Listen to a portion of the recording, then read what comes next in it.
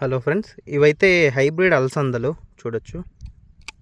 చాలా పొడవు అయితే పెరుగుతాయి ఇవి.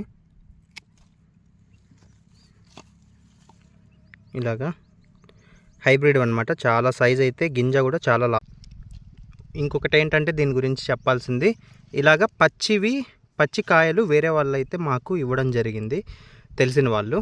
సో మేమేం చేసామంటే మా మదరు ఇవన్నీ గింజలు ఒలిచి పక్కన పెట్టేశారనమాట.